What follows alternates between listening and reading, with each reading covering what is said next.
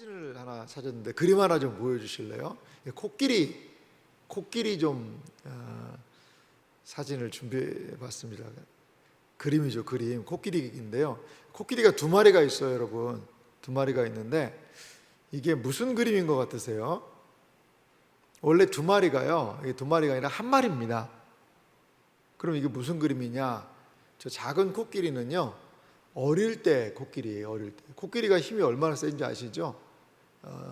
예전에 제가 실험하는 걸 봤는데요, 우리나라에 있는 코끼리 한 마리하고 그 용인대 체대생들 20명이요 줄다리기를 하더라고요. 줄다리기.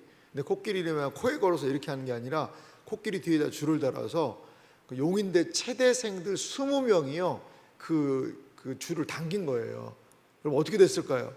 그 체대생이면 얼마나 몸들이 좋은지요. 그 사람들이 영차 하면서 코끼리를 뒤로 끌고 갔을까요? 그냥 코끼리가 쭉 끌고 가더라고요. 사람 20명이 코끼리 한 마리를 못 당하더라고요. 코끼리의 힘은 엄청납니다. 그런데 이 코끼리를 관리하려면 이게 어떻게 보면 이 줄을 묶어서 코끼리를 해야 되는데 너무 힘이 센 거예요. 그래서 사람들이 고안해내는 방식이 있는데, 어릴 때 코끼리는요 큰 나무에다가 딱 묶어 놓는다는 거예요. 그러면 어린 코끼리가요, 아직 어리니까 힘이 약할 거 아니에요. 그 나무를 벗어나려고 해도요, 이 통나무가 너무 크니까 벗어나지를 못하는 거예요. 벗어나지를. 그런데 이렇게 벗어나지 못하고 자란 코끼리는요, 그 옆에 있는 코끼리예요. 큰 코끼리. 조그만 말뚝 하나 박아놔도요, 코끼리가 그냥 툭 치고 쑥 가면 될 법한데도요, 그 줄을 못 벗어나더라는 거예요. 거기만 뱅뱅뱅뱅뱅뱅 돌고 있더라는 거죠. 이거를 심리학적인 용어로 학습된 무기력이라고도 하더라고요. 이 무기력이라는 것이요, 이렇게 자신이 한 행동 바운더리 안에서 뱅뱅뱅뱅뱅 돌면서 벗어나지를 못하는 거예요. 이것을 학습된 무기력이다, 이렇게 이야기하는 것을 살펴볼 수 있었습니다. 여러분, 우리의 삶에 무기력함이 좀 올 때가 있는 것 같아요. 무기력하다, 그것은 아무것도 하지 않는다, 아이고 다 귀찮다, 그것만 있는 것이 아니더라고요. 이 무기력에 대해서 저도 조금 내용들을 살펴봤더니 거기에도 여러 가지가 있더라고요. 왜 무기력이 오는지, 무기력이 몸의 문제인지, 마음의 문제인지, 정신의 문제인지, 마음과 몸의 문제인지, 여러 가지가 복합적이구나. 만사가 귀찮고 하기 싫은 거죠. 그런데 오늘 이 에베소 교회를 보면요, 결코 무기력한 교회는 아니거든요. 에베소 교회를 보면 이 교회는 무기력한 교회라고 하기에는 너무나도 활동적인 교회입니다. 너무나도 모범적인 교회예요. 자, 에베소 교회의 모습을 오늘 요한계시록 2장 2절부터 3절 보니까요, 예수님이 에베소 교회를 이렇게 말씀하고 계세요. 내가 내 행위와 수고와 인내를 알고. 자, 에베소 교회 어떤 교회죠? 행동이 있던 교회예요. 수고하는 교회죠. 인내하는 교회예요. 여러분, 이 세 가지가 쉬운가요? 결코 쉽지 않아요. 근데 그거를 하는 교회였다는 거죠. 또 악한 자들을 용납하지 아니한 것과, 이 에베소 교회를 호시탐탐 노리는 그 악한 사람들이 있었던 것 같아요. 그 사람도 용납 안 했어요. 그 구체적인 내용이 뭐냐면요, 자칭 사도라 하되 아닌 자들을 시험하여 그들의 거짓된 것을 내가 드러낸 것과. 말이 좀 깁니다. 하지만 의미는 간단해요. 예수님 당시, 예수님이 이제 승천하시고 사도들이 섬기던 시대가 있었잖아요. 그때에 거짓 사도들이라는 사람이 있었던 것 같아요. 사도 바울도 뭐를 얘기했죠? 내가 다메섹 도상에서 예수님 만났어, 그래서 내가 사도야 라고 이야기하듯이 거짓말로 하는 거예요. 야, 나도 저기 계룡산에서 예수님 만났어, 나도 사도야. 야, 내가 저기 호렙산 가서 3개월 동안 있으면서 예수님 만났어, 나도 사도야. 이러한 거짓된 사도들이 그 당시에 좀 생겼던 것 같아요. 그런데 그 거짓된 것을 이 에베소 교회가 탁 집어내서 아닌데요, 이건 예수님의 가르침이 아닌데요, 이건 사도의 가르침이 아닌데요, 탁 집어낸 겁니다. 우리식으로 얘기하면 뭐냐, 좀 긴장되는 말입니다만 신천지가 교회에 들어와 있는 거예요. 신천지가 교회에 들어왔는데 신천지도 모르고 나중에 봤더니 성도들 반이 신천지가 되어 있는 거예요. 그럼 어떻게 되겠어요? 교회 무너집니다. 정말 무너집니다. 그걸 산 옮기기라고 신천지에서는 얘기도 하던데, 그런데 신천지가 딱 들어왔는데 이상한데 신방을 해보고 얘기를 해보니까 신천지. 그래서 면담을 해서 이렇게 하시면 안 됩니다. 화들짝 놀라는 거죠. 그래서 신천지가 나갔다라는 거죠. 얼마나 깨어있는 교회입니까? 제가 섬기던 교회에서도요, 구체적으로 이런 일이 일어났었어요. 너무나도 멀쩡해 보이는 사람이고, 그런데 나중에 알고 봤더니 신천지 명단에 있는 사람이었어요. 이런 사람들이 교회로 들어오는 거죠. 에베소 교회는요, 꼼짝마 이러한 비진리들이 결코 교회를 들어올 수 없었어요. 용납할 수 없었어요. 자, 3절 보니까요, 이 교회의 모습에 대해서 한 가지 더 이렇게 이야기를 합니다. 또 내가 참고 내 이름을 위하여 견디고 게으르지 아니한 것. 자막을 좀 보여주시죠. 자, 참았어요, 견뎠어요, 게으르지도 않았어요. 여러분, 이 정도의 교회면 어떤 교회일까요? 행위, 수고, 인내가 있어요.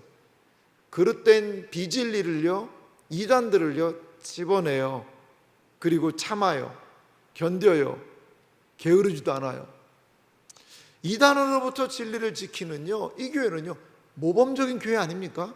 아니, 적어도 이 정도 교회면 와, 대단하다, 아니 어떻게 이렇게 열심히 할 수 있지? 라는 교회예요. 칭찬받아야 돼요. 박수 쳐야 됩니다. 그런데 이 에베소 교회는요, 양면성이 있었어요. 그게 바로 다음 요한계시록 2장 4절과 5절에 있는 말씀입니다. 4절을 읽어보면요, 그러나 너를 책망할 것이 있나니. 자, 인정할 건 인정합니다. 그런데 책망할 것도 있다는 거죠. 그게 뭐라는 거예요? 너희의 처음 사랑을 버렸느니라. 그들이요, 처음 사랑을 버렸다라고 이야기하는 거예요. 5절 말씀은 우리 같이 읽어볼까요? 함께 같이 읽겠습니다. 그러므로 어디서 떨어졌는지를 생각하고 회개하여 처음 행위를 가지라. 만일 그리하지 아니하고 회개하지 아니하면 내가 내게 가서 내 촛대를 그 자리에서 옮기리라. 아멘. 참 두려운 말씀이에요. 처음 사랑 잃어버렸고요, 처음 행동을 다시 취해라. 그러지 않으면 뭐 하겠다는 거죠? 촛대를 옮겨버리겠다는 거죠. 자, 처음 사랑을 잃어버린 그 교회의 내용을 한번 제가 이렇게 정리를 한번 해봤습니다. 에베소 교회, 이 처음 사랑을 잃어버렸다, 오늘 성경이 그렇게 이야기를 하는데요, 이 처음 사랑이 뭘까요? 잃어버린 처음 사랑이라는 것은 과연 무엇일까요? 이 두 가지 같아요. 두 가지. 바로 하나님 사랑과 이웃 사랑이 아닐까 생각이 들어요. 교회가 서로 하나님 사랑하는 게 잘 보이나요? 안 보이나요? 하나님 사랑하는 건 잘 안 보여요. 안 보이는데, 교회가 사랑이 넘치는 교회라는 것을 알 수 있는 것은요, 뭐냐면 형제 자매를 사랑하는 것을 보면 알아요. 그 교회가 사랑이 넘치는지를. 그런데 형제 자매가 서로 사랑하는 것은요, 그냥 사랑할 수 없어요. 하나님의 사랑, 하나님께서 위로부터 내려주시는 그 사랑을 통해서 형제 자매 사랑할 수 있는 거거든요. 이게 연결이 되는 겁니다. 연결이 되는 겁니다. 그런데 이 교회가요, 이 사랑을 잃어버렸다는 거죠. 형제 자매의 사랑을 잃어버렸고, 하나님에 대한 사랑, 이 사랑의 이중 두 가지를 잃어버렸다는 거예요. 상실해버렸다는 거죠. 주님은요 무서운 말씀하세요. 촛대를 옮겨버리겠대요. 촛대. 이 촛대를 옮긴다는 의미는 이렇게 우리가 정리할 수 있을 것 같아요. 촛대가 뭐 하는 거죠? 빛을 비추는 것이 촛대입니다. 그런데 이 빛을 비추는 촛대의 사명과 역할, 옮긴다는 것은요, 그것을요 뭐 하겠다는 거죠? 박탈하겠다는 거예요. 너무나도 충격적이지 않습니까? 아니, 다른 거 다 열심히 하잖아요. 이단들도 다 걸러내요. 행동, 수고, 인내 열심히 다 하고 있어요. 다 하고 있는데 사랑을 좀 잃어버렸다는 거죠. 사랑이 좀 식었대요. 사랑을 상실했대요. 그런데 주님이 촛대를 옮겨버리겠다는 겁니다. 이건 쉽게 말하면 무슨 뜻이냐면, 빛의 전달자의 사명을 감당하지 못하면 더 이상 교회로서의 존재 이유를 가질 수가 없다는 거예요. 빛의 사명을, 빛의 전달자로서의 사명을 감당하지 못하면요, 촛대를 옮기면요, 교회로서의 존재 이유가 없다는 거예요. 쉽게 말하면 그겁니다. 99점 맞았어요. 99점 맞았어요. 1점이 부족해요. 1점이 부족해요. 그런데 그 1점이 뭐냐? 가장 중요하다는 거예요. 99점 맞은 게 소용없을 정도로 말이죠. 소용없을 정도로 말이죠. 볼펜이 있어요. 볼펜이 있는데요, 다 좋아요. 뭐 여기도 좋고 저기도 좋고 다 좋습니다. 다 좋아요. 거의 뭐 완벽한 볼펜입니다. 그런데 딱 하나가 없어요. 하나가 없어요. 뭐가 없느냐? 이 볼펜, 이 볼이 빠져버렸어요. 예, 여러분, 다른 거 다 좋다고요. 너무나도 훌륭해요. 그런데 요 안에 있는 조그만 거, 잘 보이지도 않지만 볼펜 볼이 빠져버린 거예요. 자, 그러면 이 볼펜 어떻습니까? 아니 뭐 멋지잖아요. 예? 이름까지 새겨놨어요. 너무나 멋진 볼펜이에요. 그래도 어떻게 합니까? 버려야 돼요. 일부 성도님들은 목사님 10만 갈면 됩니다, 이런 분들이 계시는 것 같기도 하네요. 아주 지혜로운 분들이세요. 볼펜에서요 볼이 빠지면요 볼펜으로서의 기능 상실입니다. 오늘 예수님이요 너무나도 이 에베소 교회에게 충격적인 역할을 하세요. 자, 그래서 제가 파란색으로 이렇게 좀 적어봤어요. 맨 마지막 한 줄은 같이 읽어보실래요? 사랑의 상실은 사명의 상실이다.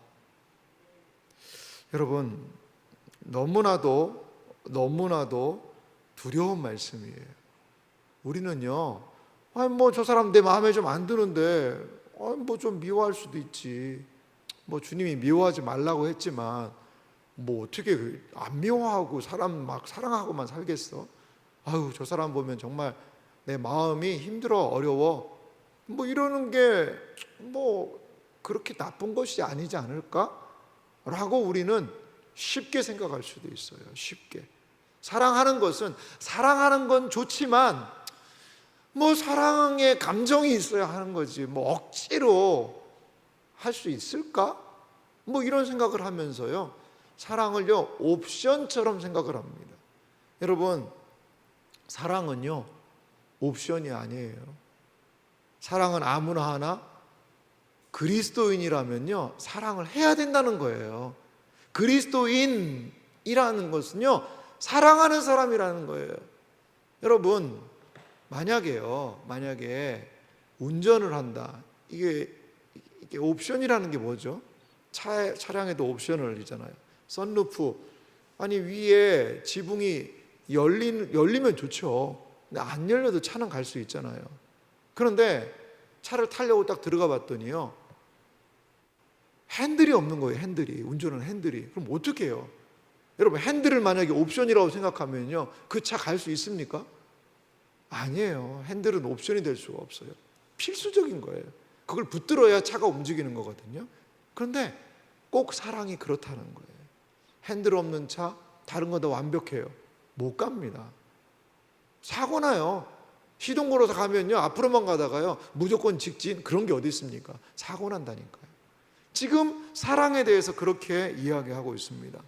저는 에베소 교회가요 무기력증이다라고 이야기를 하고 진단을 하고 말씀을 지금 드리고 있는데, 그러면 이 사랑을 상실하고 이 어떻게 보면 이중적인 이 교회의 모습이 왜 뭐가 무기력한 거냐, 이렇게 행동하고 있는데 단지 사랑만 빠졌는데 이것을 우리가 어떻게 진단할 수 있을까요? 제가 이렇게 좀 정리를 한번 해봤습니다. 에베소 교회의 영적인 무기력은요, 이런 측면에서 우리가 좀 생각할 수 있지 않을까요? 에베소 교회는요, 진리를 지키기 위해서 움직이고 있는 교회였어요. 결코 무기력해 보이지 않아요. 정상적인 교회, 아니 그것을 넘어서서요, 모범적인 교회처럼 보여요. 행위가 있어요, 수고를 해요, 인내를 하고 있다는 거죠.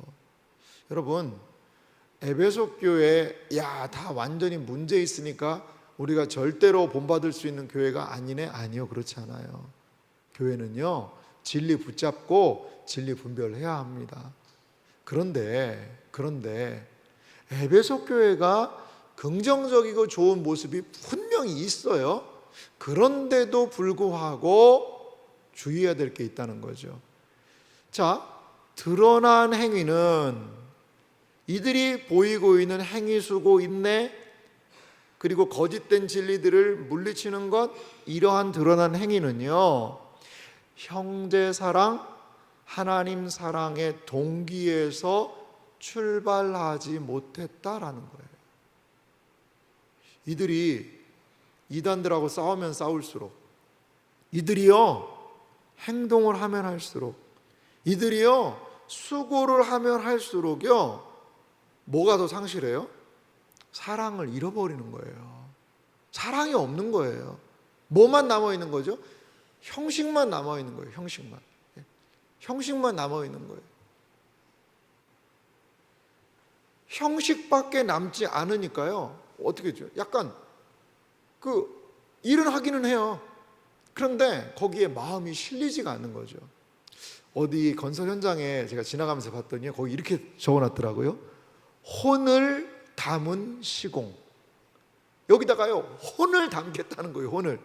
여러분, 혼을 담으면 그 철근 빼먹을 수 있겠습니까? 혼을 담으면요 자갈 대충 싣고 막 그냥 물 많이 타가지고 그렇게 할 수 있겠어요? 안 됩니다. 혼을 담는 거죠. 그 혼이 뭐죠? 사랑이에요.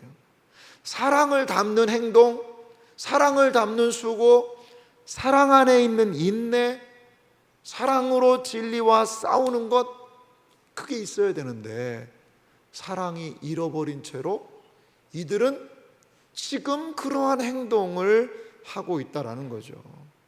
왜 그럴까요? 아니, 그리고 여러분께 물어볼게요. 이런 게 가능할까요? 목사님, 어떻게 사랑 없이 수고하고 인내하고 행동할 수 있나요? 그래요. 참 그게 어려운 부분이에요. 그런데 제가 이렇게 한번 정리를 해봤어요. 이것은 아무래도 저는 익숙함이라는 것 때문에 그러지 않나. 우리가요 익숙한 일을 하다 보면요, 계속 어떤 일들을 하다 보면요, 어제도 살펴봤던 이게 타성의 문제와도 연결이 되어 있다고 보거든요. 익숙해지는 거예요. 익숙해지면요 뭐가 되냐? 신앙의 형식주의가 올 수 있어요. 그냥 그 자리에서 하는 겁니다. 그냥 하는 거예요. 예전에 해오던 대로 타성에 젖어서, 습관에 젖어서 그냥 내가 할 수 있는 거 그냥 이렇게 하는 거죠. 마음을 담고 생각을 기울여서 무엇인가가 아니라 이제 그런 거 안 해도 할 수 있어요. 탁 들어보면 아이고 저거 이단이구만, 이단. 아이고 저거 진짜 이단이구만. 이런 생각이 드는 거예요. 분별할 수가 있어요. 지식이 있는 거죠. 그런데 그러다 보니까요, 신앙이 어떻게 되는지 아세요? 형식주의가 돼요. 형식주의. 형식 안에만 머물러 있게 된다는 거죠. 자, 형식주의는 우리에게 무엇을 줍니까? 영적인 활기, 생명력을요 상실하게 하는 거예요. 여러분, 익숙해지는 거하고요 성숙해지는 건 분명히 다르거든요. 익숙한 것이요 성숙한 건 아니에요. 어떤 상황에서 익숙해지면요 성숙할 가능성이 있어요. 하지만 익숙하다고 해서요 내가 성숙해진 것은 아니에요. 예배 생활에 내가 익숙해졌다고 해서 내가 신앙이 성숙한 건 아닐 수 있다는 거죠. 익숙한 신앙생활 안에 더 사랑이 깊어지고, 형제와 자매에 대한 사랑이 깊어지고, 하나님에 대한 사랑이 깊어지는 모습은, 그것으로 나아가는 익숙함은 우리를 신앙의 성숙으로 이끌 수 있어요. 하지만 그냥 익숙하기만 하면 무엇에 빠지기 쉽다는 거죠? 형식주의에 빠지기 쉽다는 거예요. 자, 신앙의 형식주의는 그러면 무엇을 유발하죠? 영적인 무기력을 유발하는 거예요. 내가 하는 이게 뭔 의미가 있을까? 공허한 거예요. 공허한 거예요. 열심히 봉사합니다. 열심히 봉사해요. 그리고 섬겨요. 구제해요. 그런데요, 구제를 하고 봉사를 하고 교회에 사역을 하고 행사를 해요. 그런데요, 공허한 거예요. 막 가슴 벅참. 이것을 통해서 형제자매와 사랑이 확인되어지고, 감사가 있고 감격이 있고, 무슨 일 조금만 하더라도 막 할렐루야, 아이고 하나님 이렇게 도와주셨네요, 감사합니다, 감사합니다. 형제 사랑과 하나님 사랑을 강화시키는 행동, 사고, 사역, 이런 게 아니에요. 이런 게 아니에요. 뭔가를 뭐 열심히 했는데 마음이 썰렁한 거예요. 행사 치르고 막 벅적지근할 할 때는 뭔가 이루어진 것 같은데, 썰물 빠지듯이 사람들이 싹 빠져나간 무대에 혼자 덜렁 있는 것 같은 그런 공허함. 사랑방이 모여서 뭔가를 왁자지껄 재밌게 하는 것 같아요. 그런데 지나고 나면 너무 허탈해요. 여러분, 이것은요, 진단해 보셔야 됩니다. 이것은요, 영적인 신앙의 형식주의에 빠져 있을 수 있어요. 그러면요, 무기력증이 와요. 이게 뭔 의미가 있지? 내가 이렇게 하는 게 뭔 의미가 있지? 예배 시간 힘들고 졸리고 무기력하고 아무것도 하기 싫고, 말씀은 들어오지도 않고, 예배 시간은 길게 늘어나는 것 같고, 거기에서 느끼는 무기력증. 형식은 있어요. 형식 안에 참여하고 있어요. 그러다 보면 의미를 상실해버릴 수 있다는 거죠. 여러분, 조금 더 그러면 영적인 무기력증에 대해서 한번 알아봅시다. 참 중요한 저는 주제라고 생각이 들어요. 왜냐하면 이게요, 잘 드러나지가 않아요. 우리는 너무나도요, 이게 숨길 수가 있잖아요.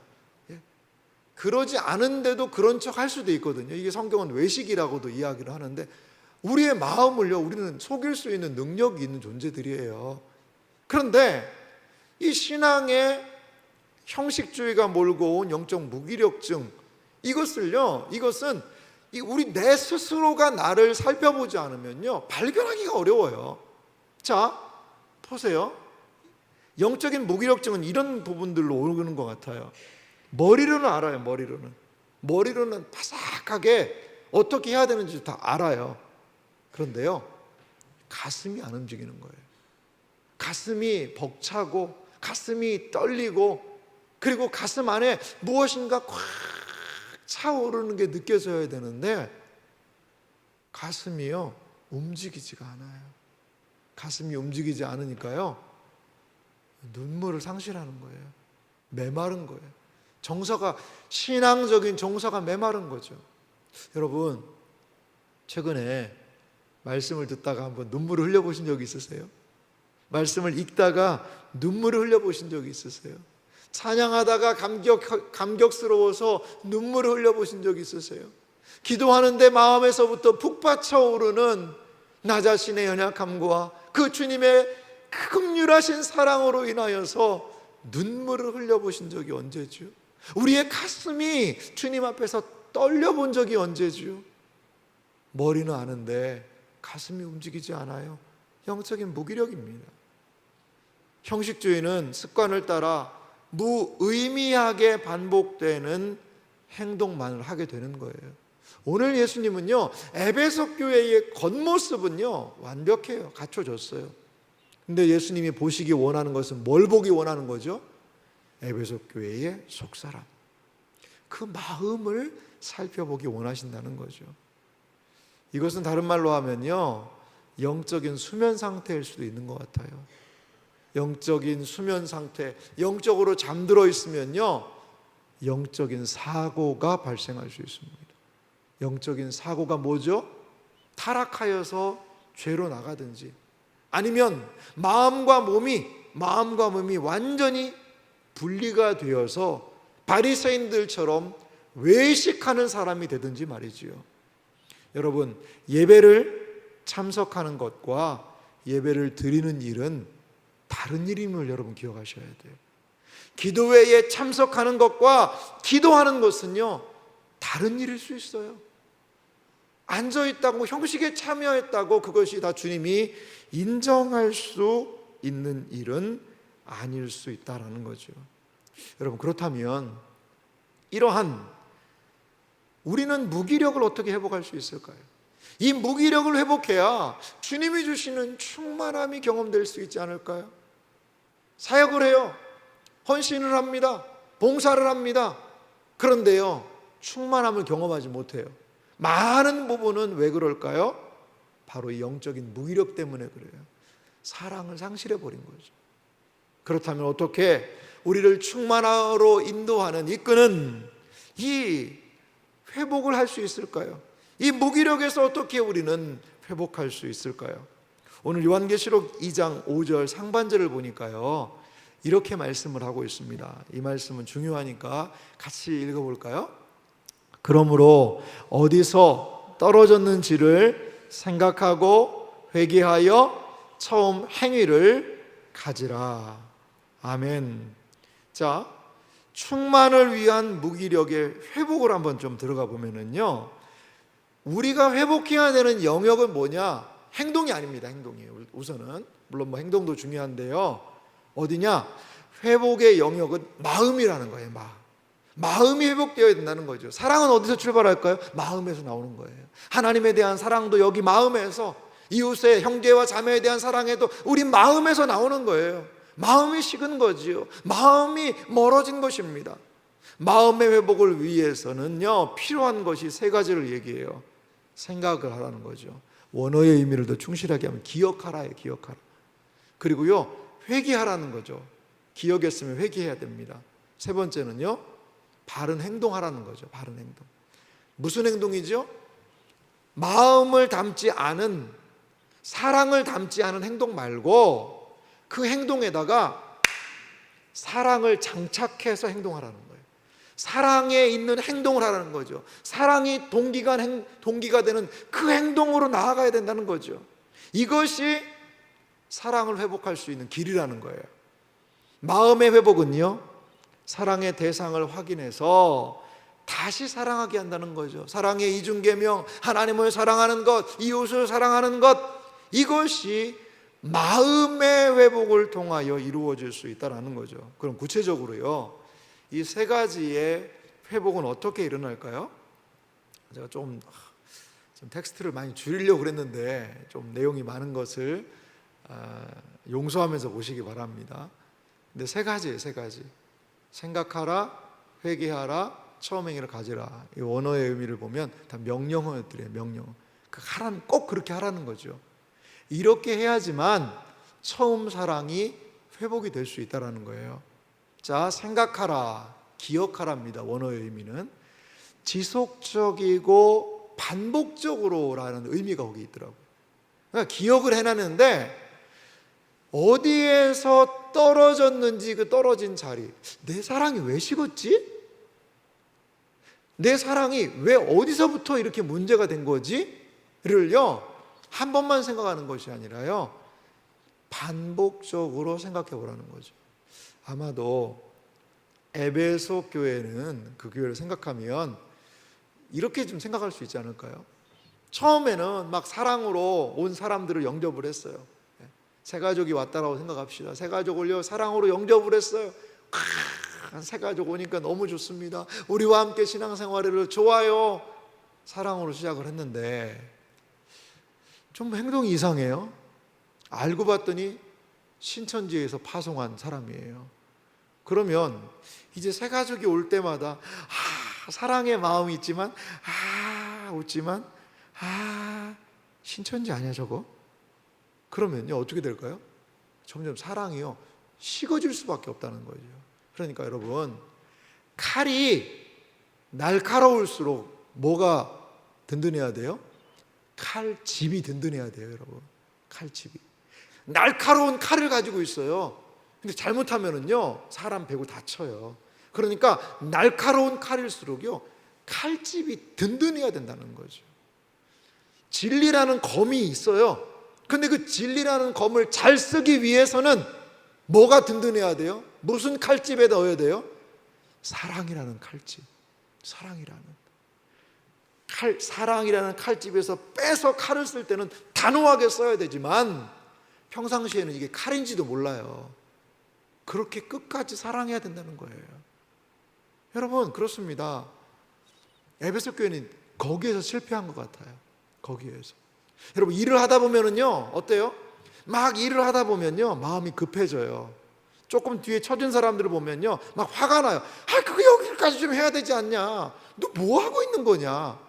원래는 뭐 하려고 한 일이에요? 서로 사랑하라고, 서로 같이 좋으라고 한 일인데도 불구하고요 지체 형제의 마음을 상하게 해요. 뭐 하다 보니까, 일하다 보니까, 교회 섬기다 보니까. 여러분, 조금 천천히 섬겨도 됩니다. 조금 늦게 섬겨도 돼요. 근데요 섬길 때 주변을 둘러보셔야 돼요. 혹시 상처받는 지체들은 없을까? 한 지체가요 상처받고 힘들어한다면요 빨리 나가던 걸 조금 천천히 가면서라도 그 지체 다독이고 같이 손잡고 가야 돼요. 같이 성령 척 가야 돼요. 저기가 고지다, 고지를 점령하라, 각계전투로 막 올라가는, 혼자의 어떤 업적과 능력을 발휘하는 교회는 그런 곳 아닙니다. 그러지 않으셔도 돼요. 같이 가면 돼요. 조금 느리더라도 말이죠. 그렇게 해서 막 가면 뭘 상실하는 거예요? 사랑을 상실한다는 거죠. 이러한 어디에서 떨어졌지를요 지속적이고 반복적으로, 원어의 의미가 이 행동이 반복되는 행동이라는 것을 보여주는 단어가 쓰였더라고요. 계속 기억해 보라는 거죠. 자, 기억이 났어요? 그럼 어떻게 될까요? 기억은 지속적으로 반복적으로 하지만요 회개는 즉각적으로 해야 된다는 거예요. 즉각적으로. 생각이 나요. 그거였구나. 아이고 잘못했네. 회개하는 거죠. 그리고 그 지체에게 가서 내가 생각해 보니까 이런 내가 말 실수를 한 것 같은데 미안해요. 그때 참 제가 너무 함부로 말한 것 같네요. 참 죄송하게 생각합니다. 그 사람이 알든 모르든 말이죠. 내 안에서 그런 생각이 나면 즉각적으로 돌이키면서 회개해야 되는 거예요. 기억은요 반복합니다. 회개는요 단호하게 단번에 해야 되는 것이죠. 그 일이 생각났을 때. 이러한 식으로 주님은요 회개하라고 이야기를 하시는 거예요. 마지막으로 생각할 것이요, 그러다 보면 어떻게 되냐, 처음 행위를 할 수 있는 힘이 여기서 생긴다고 봐요. 처음 사랑의 상실은요 처음 행위까지도 잃어버렸어요. 사랑하며 행동했던 그것들을 다 잃어버리게 했어요. 거짓 가르침을 분별하는 것 중요한 일이잖아요. 그런데 이 거짓 가르침들을 앞에서 주님이 칭찬하셨던, 인정하셨던 그거에만 머물러 있지 말고 어떻게 해요? 처음 사랑을 회복해서 처음 행위를 가지는 거기까지 가야 된다는 거죠. 이게 에베소 교회를 향한 주님의 요청이자 요구입니다. 본질을 상실한 선한 행위. 우리는 다른 건 다 괜찮아. 이단들도 봉사 열심히 하고 물리치고, 이단 물리치고 봉사 열심히 하고 수고하고 섬기는 거, 본질을 상실한 선한 행위를 우리가 가지고 있으니까 된 거 아니야? 주님은요 그것을 인정할 수 없다라고 얘기하시는 거예요. 정당화할 수 없다라는 거예요. 사랑하는 성도 여러분, 교회는 어떤 곳일까요?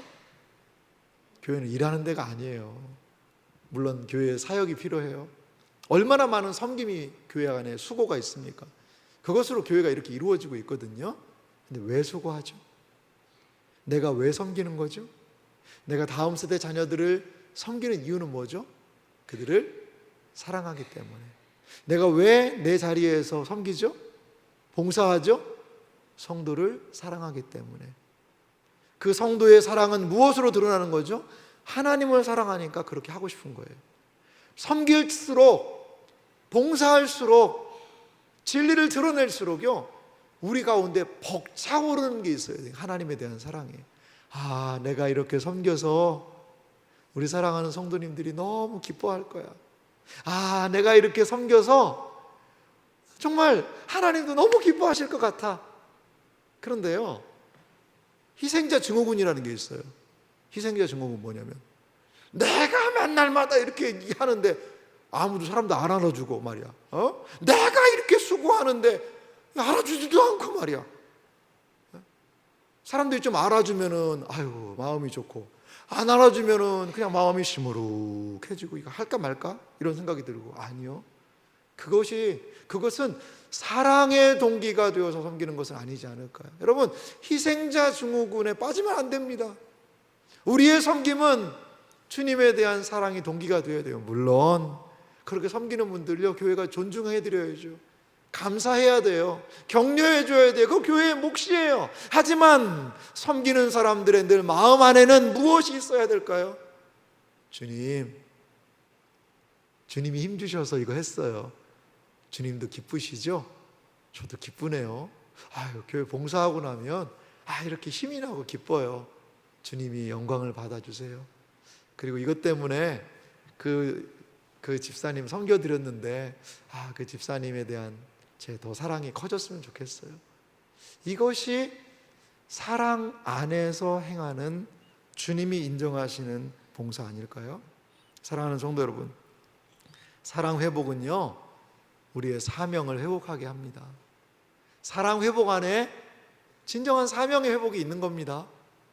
요한복음 13장 34절과 35절 말씀 보니까 예수님이 거의 유언과도 같은 말씀을 다락방에서 제자들에게 이렇게 하셨어요.